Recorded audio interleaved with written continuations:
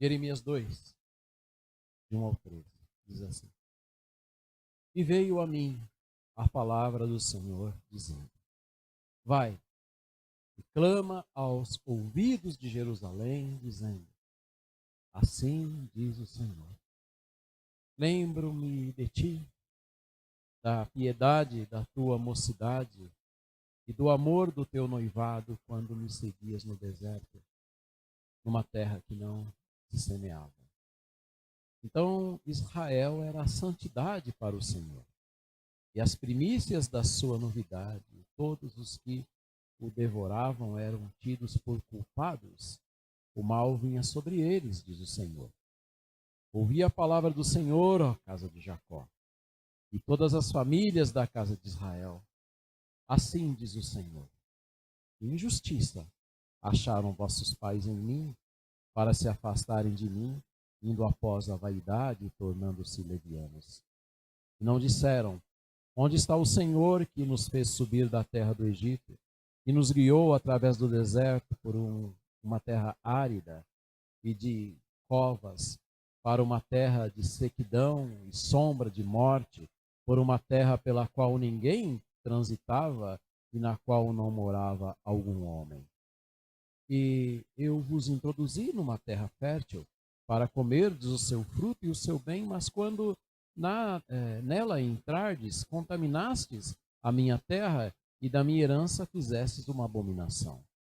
Os sacerdotes não disseram: onde está o Senhor? E os que tratavam da lei não me conheciam, e os pastores prevaricaram contra mim, e os profetas profetizaram por Baal, e andaram após o que é de nenhum proveito. Versículo 9. Portanto, ainda contenderei convosco, diz o Senhor, e até com os filhos de vossos filhos contenderei.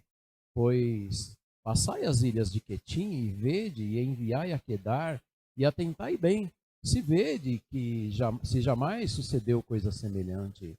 Houve alguma nação que trocasse os seus deuses, ainda que não fossem deuses? Todavia, o meu povo trocou a sua glória por aquilo que é de nenhum proveito. Espantai-vos disto, ó céus, e horrorizai-vos, ficai verdadeiramente desolados, diz o Senhor. E o versículo 13, para concluir a leitura, diz assim: porque o meu povo fez duas maldades. A mim me deixaram o manancial de águas vivas, e cavaram cisternas rotas que não retêm águas. Lendo este texto, eu quero pensar com você, eu quero que a nossa lente de entendimento esteja trabalhando dentro do seguinte tema: é que nós continuamos buscando o Senhor. Como família, nós continuamos buscando o Senhor. Você que está aqui na igreja, talvez seja o único integrante de uma família salva. Talvez você não tenha a bênção de ter mais alguém entre a sua família que conheça Jesus Cristo como Salvador. A declaração é sua. Eu continuo servindo ao Senhor. Porque existe uma responsabilidade atribuída a você nesta jornada cristã, neste chamado, nesta vida que começou desde a sua conversão. Nós declaramos como família: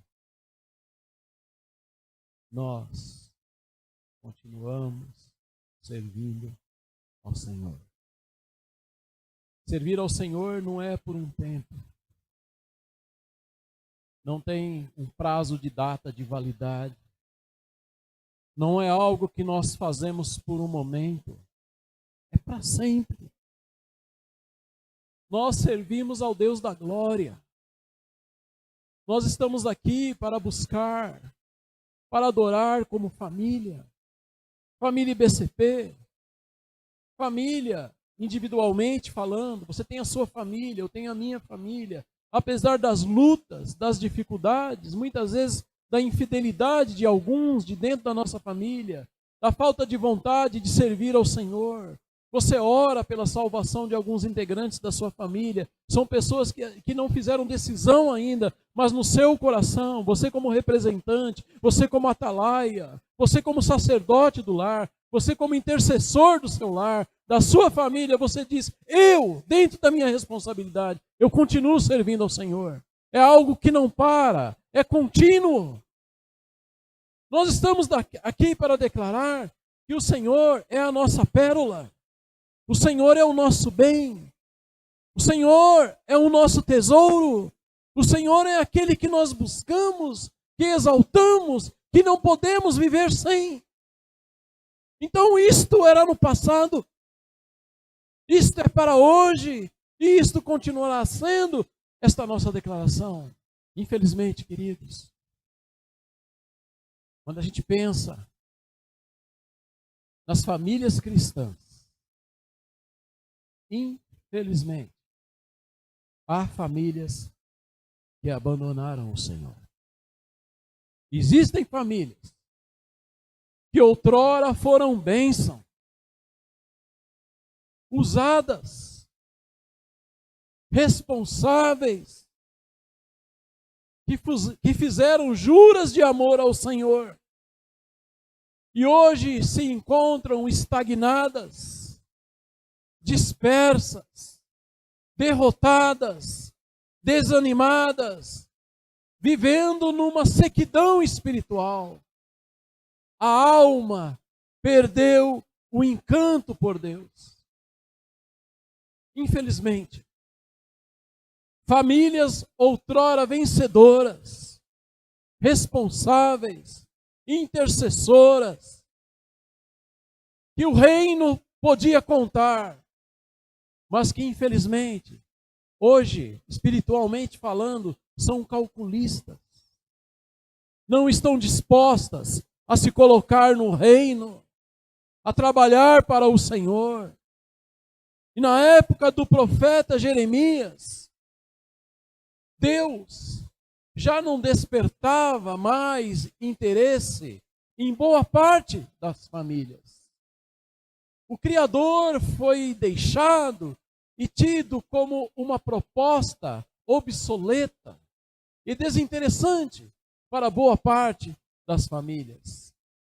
Essas famílias estavam sem fome e sem sede pelo Altíssimo.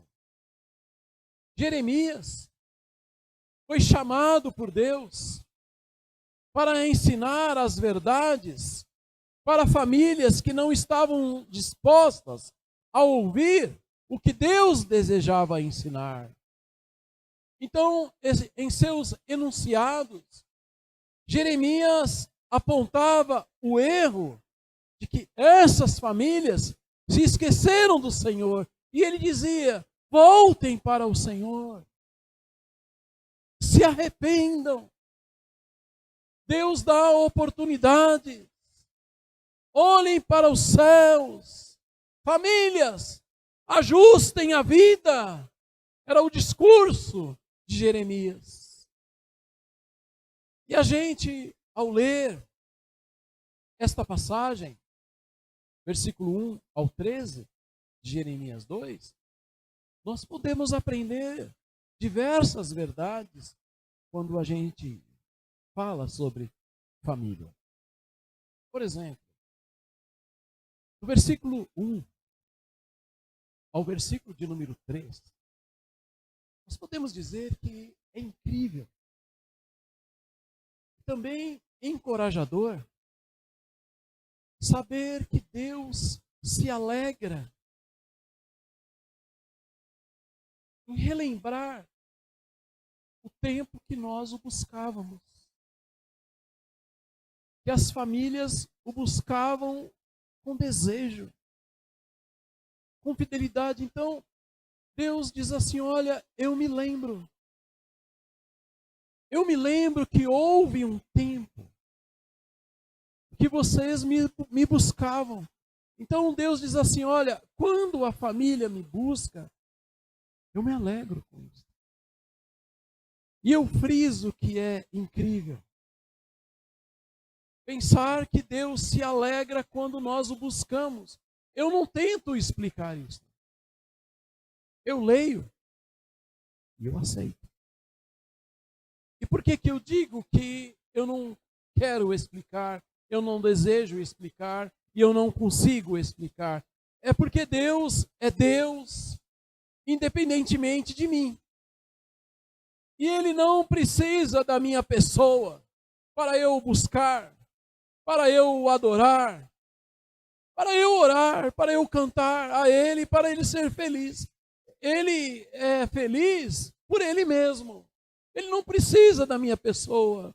Este interesse de Deus por seu povo, então tem a causa nele mesmo e não em nós. A causa é nele.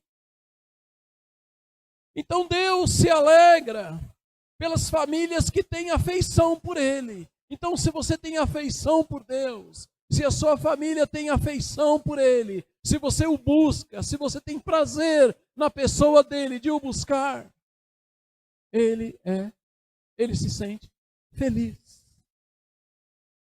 Então Deus se alegra. Ele se alegra pelas famílias que declaram que Ele é o encanto e tesouro do lar. Em contrapartida, as famílias que o deixam, que colocam outros valores à frente, que andaram com Ele, contudo hoje não o valorizam, como aconteceu com algumas famílias de Israel, Cristo, ou o Criador, guarda como boas lembranças.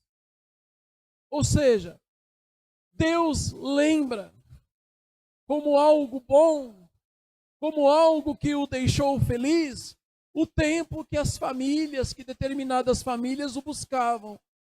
Então ele se lembra. Olha só, se você, individualmente, como família também, se você constata que o seu coração hoje é gelado, é calculista, é frio, se Deus não é mais a delícia da sua vida, se você não o adora com interesse, se Deus é a sua segunda agenda, e se quando você percebendo isto, quando você olha para o passado, você pensa assim, já houve um tempo que eu o buscava. Houve um tempo que ele era a minha primazia. Que você tinha prazer nas coisas de Deus. Que você se deliciava com as coisas do reino. Que lá fora você era tido como um cristão genuíno. Você era uma pessoa que impactava, você orava, você lia a Bíblia, você gastava tempo com o Senhor, você cantava no grupo de louvor, quem sabe, você pregava, você ensinava, mas o fato é que você olha para trás e diz, hoje eu estou frio. Mas houve um tempo que eu busquei a Deus. Quero dizer para você que o Criador, Ele lembra deste tempo com saudade de quem você era. Preparando esse estudo, eu me lembrei de uma experiência. Eu coloquei no meu coração que todos os dias eu tinha que falar para alguém, pelo menos uma pessoa sobre Jesus Cristo. Certa vez eu fiquei o dia inteiro dentro de casa trabalhando e fui sair 11h15 para poder procurar alguém para falar do Evangelho. Saí, fui e falei. Então, num dos dias eu fui ao mercado e eu orava, costume, quero falar com alguém, Senhor, que o Senhor prepare. Eles falavam com uma, duas, três, sei lá, algumas pessoas. Mas nesse dia em especial, eu olhei para uma senhora, faxineira de um mercado, e disse assim para ela: olha, eu tenho algo para falar para você. Eu tenho um folheto aqui que traz uma porção da palavra de Deus. Você tinha o desejo de te entregar. Pode mudar sua vida, trazer encanto para a sua alma. Você aceita? E ela pegou aquele folheto, olhou para mim e se desmanchou em choro. E ela disse: no passado, eu busquei a Deus. Houve um tempo em minha vida que eu busquei o Senhor. E ela continuou: me casei com uma pessoa errada, que não ama o Senhor, e hoje estou totalmente afastada do Evangelho. Passado, presente. O Senhor me deu oportunidades de, por mais algumas vezes, estar com ela. Em uma das vezes ela disse assim para mim: pastor, não havia dito para ela que eu era pastor, mas ela me chamou pastor.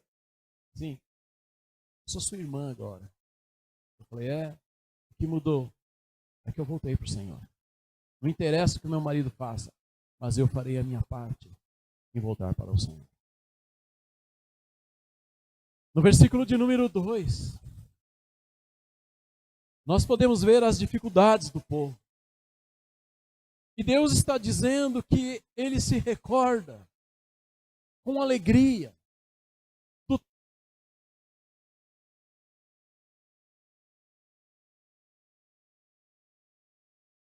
o povo, ou seja, as famílias declaravam dependência do Senhor. Então, quando as lutas chegavam, as famílias declaravam: olha, estamos em lutas, estamos enfrentando dificuldades, intempéries, as coisas não estão caminhando como nós gostaríamos. Mas nós declaramos: dependemos de Deus. Então o Senhor, Ele tem isto como grande apreço, porque Ele se recorda deste tempo. Porque as famílias declaravam: dependemos do Senhor. Então, para nós, Deus se agrada quando esperamos por livramento, crendo que as nossas orações tocam o céu.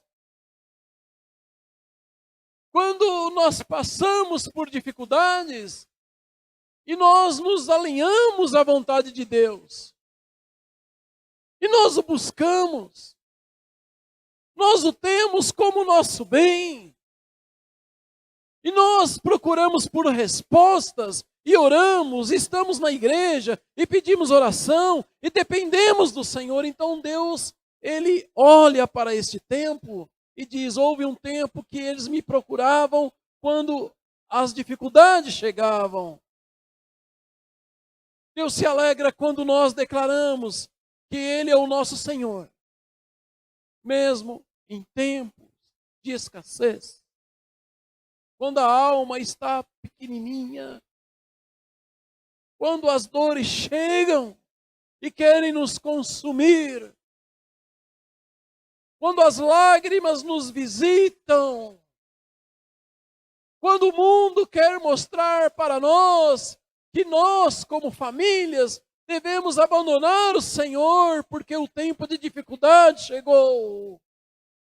Então Deus se alegra quando nós não o abandonamos, quando nós o buscamos, o exaltamos, mesmo nos momentos difíceis da vida. Creio, querido, ser oportuno entender que mesmo as famílias fiéis não são perfeitas. Não podemos esperar isto, pois as famílias são compostas por pecadores. Contudo, quando há desentendimento, estranhamento, uma palavra mais áspera, e as engrenagens não estão bem ajustadas, se reconhece: Deus manda em nosso lar. Vamos melhorar a nossa vida. Famílias assim convidam diariamente Jesus para fazer parte do lar. Porque não somos perfeitos, não somos. Nós somos dependentes de Deus. E nos momentos de dificuldades, nós nos organizamos e as engrenagens trabalham em conjunto, buscando a vontade do Senhor. Aí quando nós chegamos ainda, no versículo 2 e 3, nós podemos ver uma analogia, é como uma figura de linguagem, para nos trazer um discernimento daquilo que é habitual para nós e que aponta para verdades espirituais. Então, é a analogia de uma noiva. Perguntamos, qual é o prazer da noiva? Eu não sei quantos casamentos eu já fiz. Fiz alguns já. E em cada um deles eu vejo que há alguém especial com um prazer muito grande. É a noiva. O noivo também. Não é? Mas a noiva é diferente. Aquela doçura no olhar. Vestida de branco, geralmente. Sim. Em cada noiva nós podemos perceber que o prazer da noiva é o noivo. A noiva ama ouvir a voz do noivo. Ela pergunta, você me ama? Ele diz sim. E depois de pouco tempo, ela pergunta novamente, você me ama? Sim. E depois de novo, você me ama? Sim. É o prazer de saber que é amada.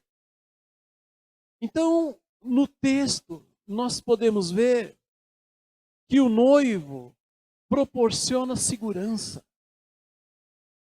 O noivo proporciona deleite. O noivo proporciona prazer para a noiva. Então, no texto, a noiva representa o povo. A noiva representa as famílias. E o noivo representa Deus. O que está havendo é que algumas famílias do povo de Deus estavam se comportando como uma noiva que no passado, tempos passados, foi fiel ao noivo, mas que no presente se tornou infiel. Porque esta noiva, ela deu ouvidos a outras vozes e se encantou por outras vozes e se esqueceu do noivo. Famílias do povo de Deus se afeiçoaram por palavras adocicadas, porém palavras cheias de perigo, palavras cheias de inverdades. O seu olhar cobiçou outros caminhos, e isto despertou novos encantos. O noivo não atraía mais a noiva. As famílias do povo de Deus não tinham mais interesse pelo noivo, que é Deus. E até mesmo podemos pensar que a roupa branca da noiva ficou suja, pois ela se afeiçoou por amantes. Ela se sujou, perdeu a pureza. Quando nós chegamos no versículo 4, melhor dizendo, do 4 ao 8, nós percebemos que o povo abandonou a Deus. As famílias abandonaram o Senhor. Famílias que no passado fizeram promessas, romperam com seus pactos. Outros planos tomaram conta dos seus lares. Não continuaram íntegras. Houve uma cisão entre o que prometeram, o que evidenciaram com Deus, para com o presente. E o texto nos dirá que as famílias, que o povo se encantou pelos deuses. Que coisa! Que horrível! O Criador cuidou das famílias de Israel como as meninas dos seus olhos. Protegeu, amou, demonstrou interesse. Ele amou sem medidas.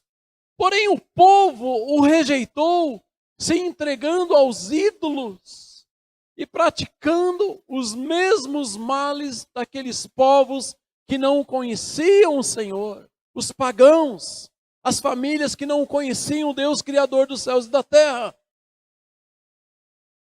No versículo 8 nos diz que a liderança religiosa também disse não para Deus.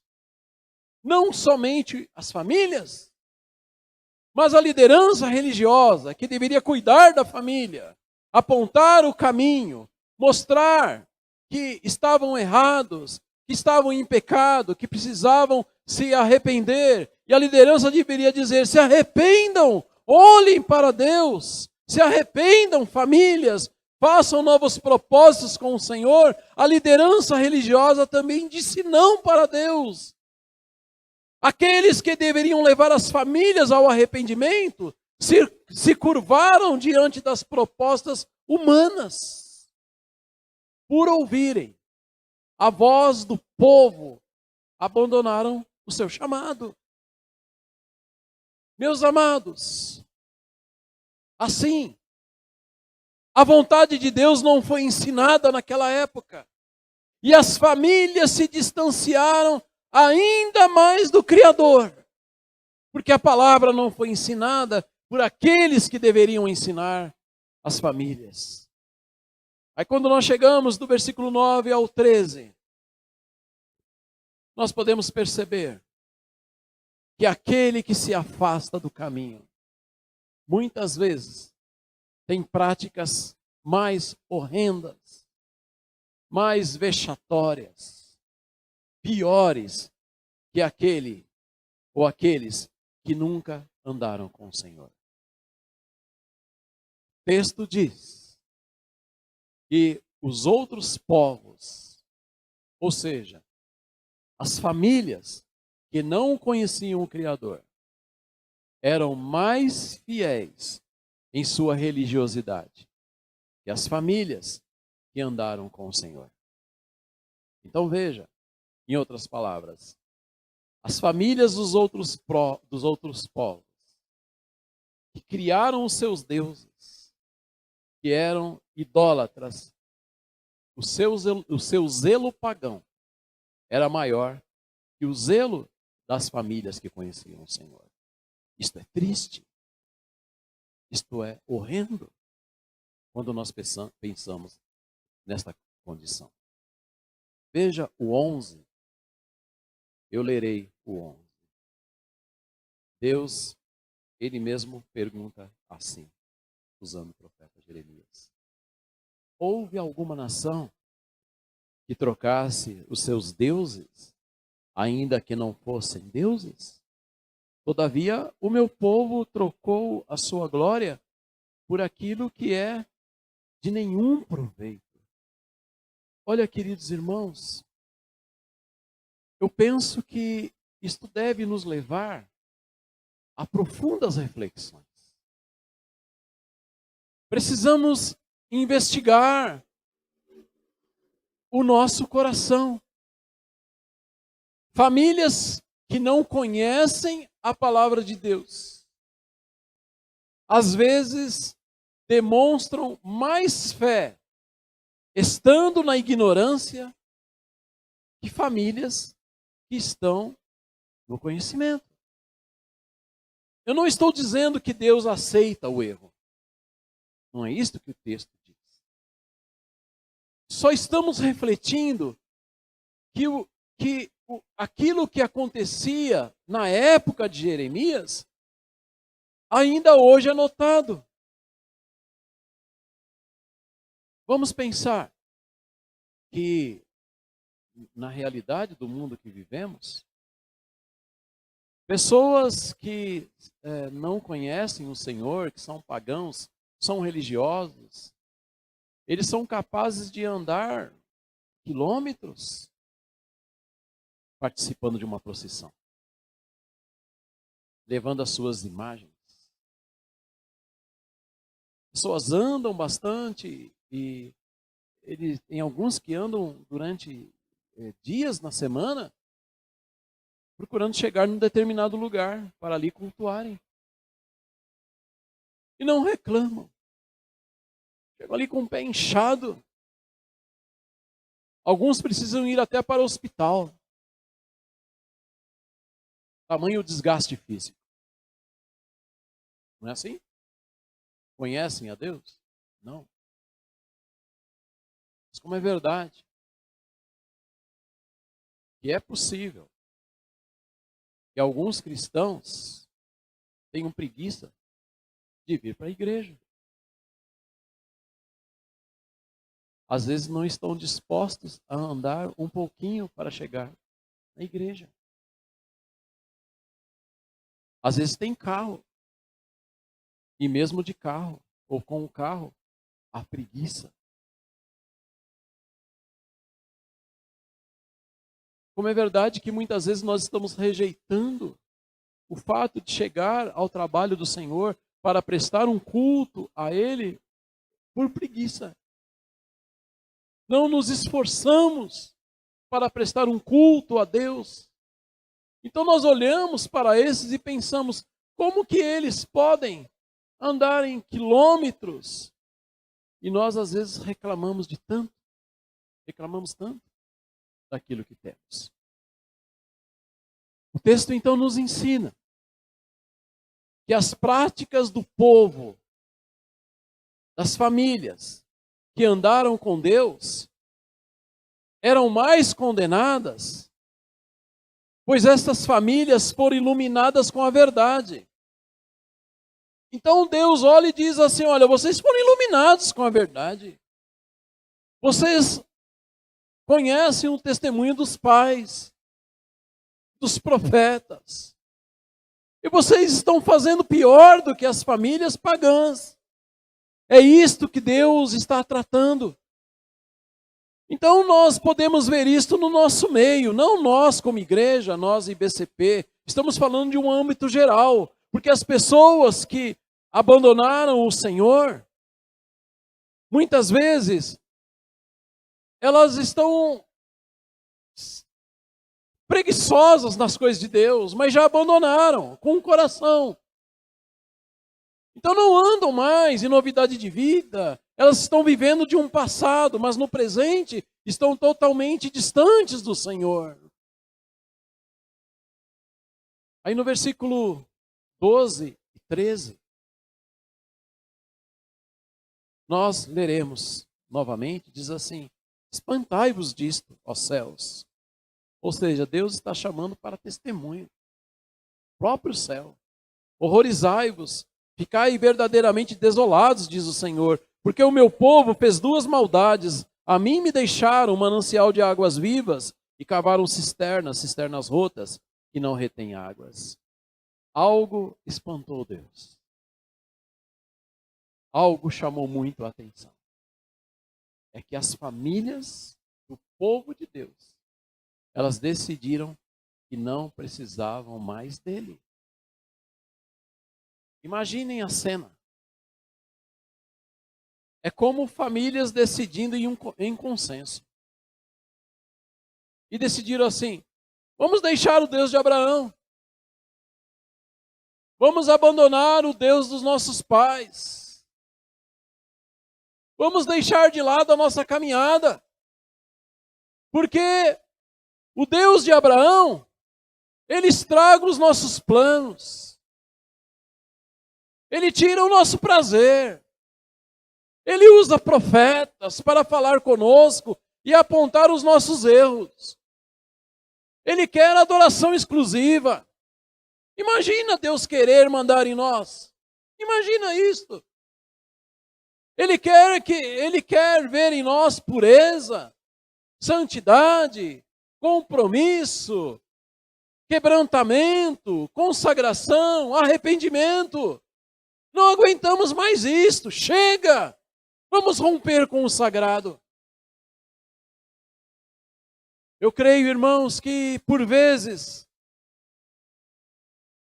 algumas famílias concluem de maneira equivocada que a realidade da presença de Deus bagunça os seus planos. É como se dissessem: nos deixe, Deus. Deixe-nos andar da maneira que a gente deseja. Deixe-nos com a nossa agenda. Deixe-nos com a nossa vontade. Nós temos os nossos projetos pessoais em família e a sua presença, a sua palavra, o seu ensino nos atrapalha. Então deixe-nos andar da maneira que nós queremos, porque o Senhor estraga os nossos planos. Muitas vezes as famílias não têm coragem de falar um não absoluto para Deus, mas também não o querem tão perto. E vivemos então muitas vezes como se apenas suportássemos a presença de Deus, com medo, quem sabe, de que sua mão pese sobre nós. Então não agimos descaradamente no sentido de falar: olha, não dá mais, Deus, eu quero seguir na minha vida. Então a gente faz uma coisa assim, como se estivéssemos enganando Deus e prestando um culto a Ele, mas o nosso coração está muito longe. E a gente pode dizer que este é o campo da superficialidade. E também campo da falta de relacionamento e a manipulação de resultados para com Deus. Fato é que aquelas famílias deixaram a fonte das águas vivas. A fonte é o próprio Deus. Então aquelas famílias deixaram a fonte e construíram poços. Mais uma linguagem, uma figura de linguagem, uma analogia para a gente entender. Porque veja bem, a fonte é a nascente, a fonte é Deus, a fonte é tudo que nós precisamos, mas por estupidez o povo se afastou da fonte e abriu poços, abandonando então o Deus provedor. Mais uma vez, como não, mas sim, numa analogia, por tolice, essas famílias abandonaram a fonte.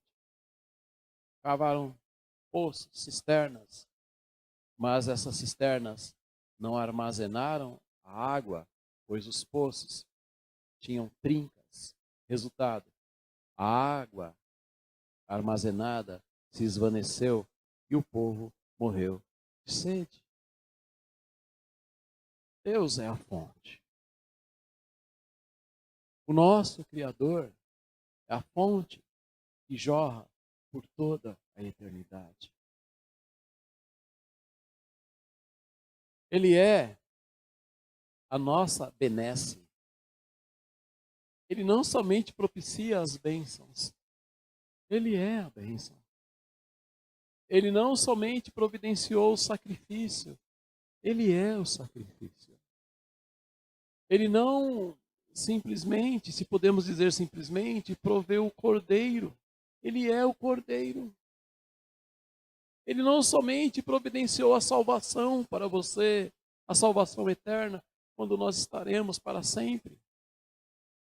Ele é a própria salvação. E por este fato estaremos para sempre com Ele. Ele não somente é aquele que um dia falou ao seu coração. Ele é a própria palavra. Ele é o nosso bem. Ele é o Cordeiro de Deus. Ele é o Senhor. Ele é o Criador dos céus, da terra, do mar De todas as coisas, Ele criou você.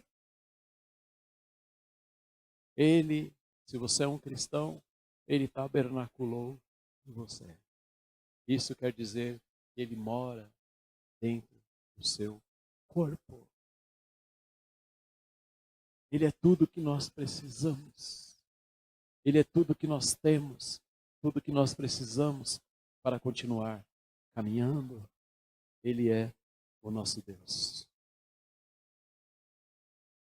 Eu pensei, para terminarmos, em algumas características de uma família que está distante da fonte de água viva e cavando cisternas. Temos algumas, tem sim, em algumas características. Diz assim, por exemplo, deixa de congregar. Por quê? Porque não há tempo para Deus. É uma característica. Outra, não ama mais a obra de Deus. Ficou no passado, amou-se, mas hoje em dia não se ama mais. Faz as coisas para Deus sem vida. Ou seja, acostuma-se com o sagrado, com o sagrado, a ponto de ritualizar as coisas de Deus. É mecanizado. A mente, às vezes, é cheia, mas a alma é vazia. O Senhor, queridos, dá sentido à nossa alma cansada. O Senhor é o Deus da sua vida. E mesmo que você, no seu lar, seja o único que serve a Deus, Jesus é a esperança estabelecida dentro do seu lar. Porque ali há um sacerdote. Ali há alguém que busca o Senhor. Ali há um diferencial, é a sua vida. Que Deus nos abençoe. Que Deus guarde o nosso coração, guarde a nossa família, em nome de Jesus Cristo. Deus cuide de você.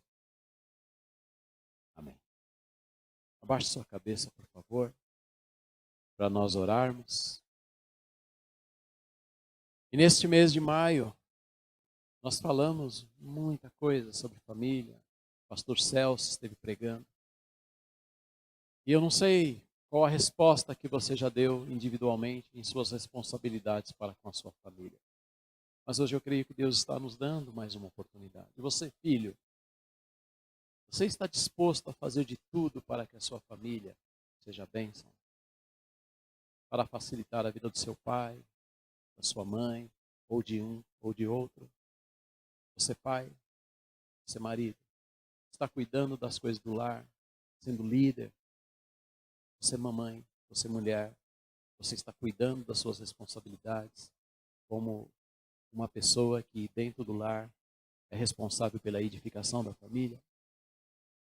Faça propósito diante de Deus. Cuide da sua família. Seja um atalaia. Às vezes você não pode nem falar, mas o seu testemunho fala muito alto. Eu quero deixar essa oportunidade para você orar, falar com o Senhor.